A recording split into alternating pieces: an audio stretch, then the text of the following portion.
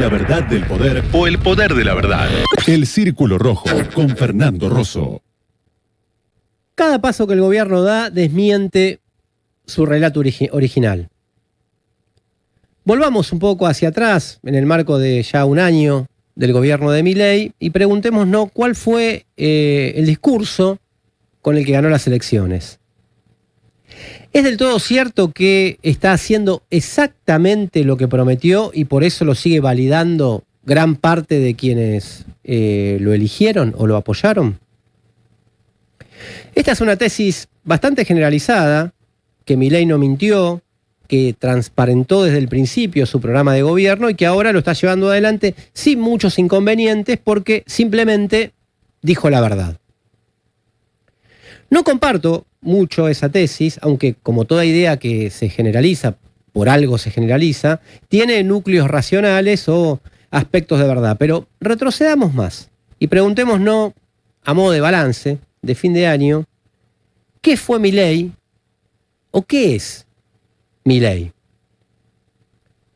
La respuesta a este interrogante tuvo en general dos grandes líneas narrativas, digámoslo así.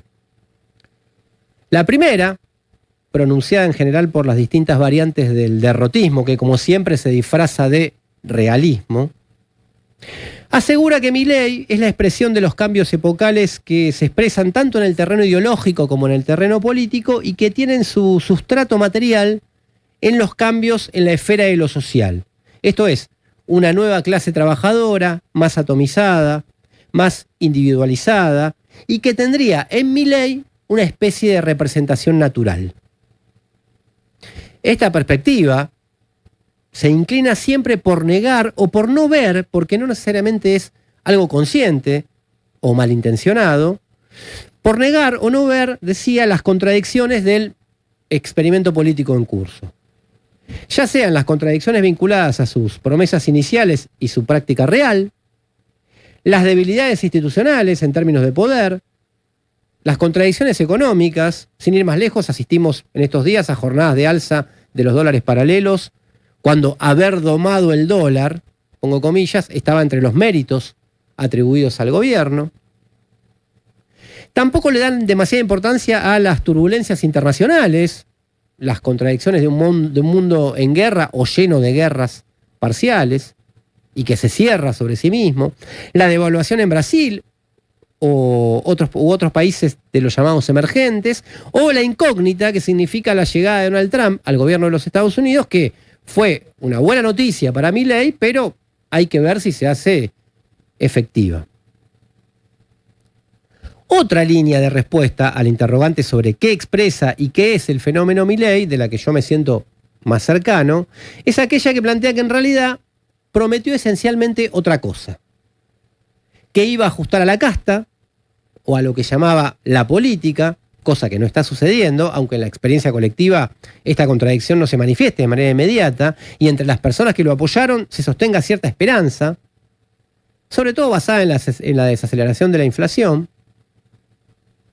Esta perspectiva más crítica de Milei tiende a distanciarse de la fascinación que a veces genera lo nuevo o lo aparentemente nuevo y a observarlo con cierta extrañeza, con una necesaria extrañeza. Pone el acento en las contradicciones, en la precariedad del esquema económico, en los riesgos que implica el escenario internacional, en la debilidad del armado político, o, y este es un punto muy importante, en la amplia oposición política y social que enfrenta este gobierno. La consultora Tendencias, con la que trabajamos en común durante parte de este año, fue una de las primeras en plantear claramente, en base a sus trabajos de investigación, que no estábamos en una nueva hegemonía mileísta, sino que estábamos ante un escenario de polarización en el cual hay que tomar las dos dimensiones. El universo que sigue apoyando al gobierno, que existe, pero también el universo que se opone y cada vez con más intensidad. Claro, desde esta perspectiva más crítica del gobierno se resalta mucho más que cosas que los derrotistas ocultan.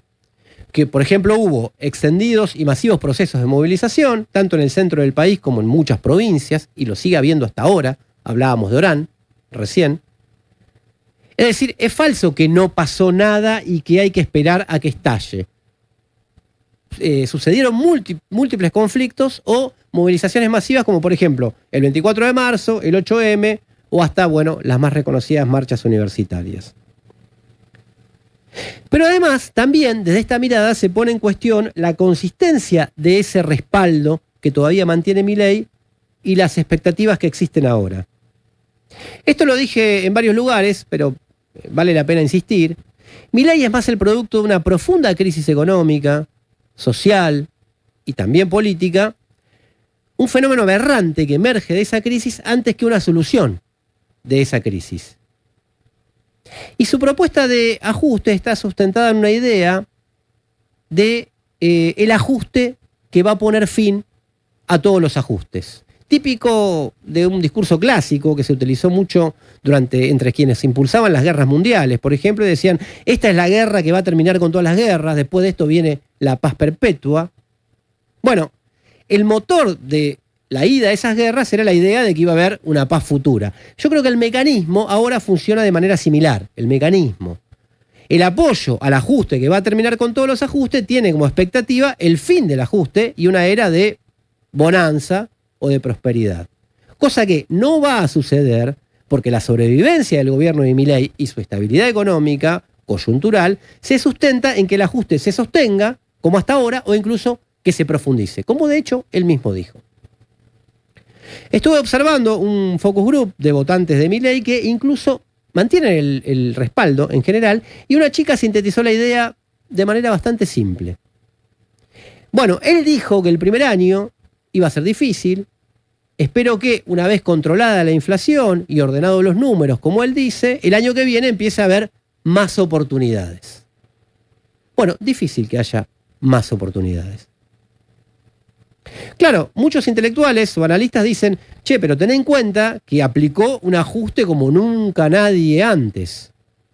Y esta idea no tiene en cuenta que para estas personas no se produjo un tránsito entre un no ajuste antes de Milei y un hiperajuste con Milei, sino que antes eran ajustadas en nombre del no ajuste y eso lo sentían en su realidad cotidiana, por ejemplo, con la inflación.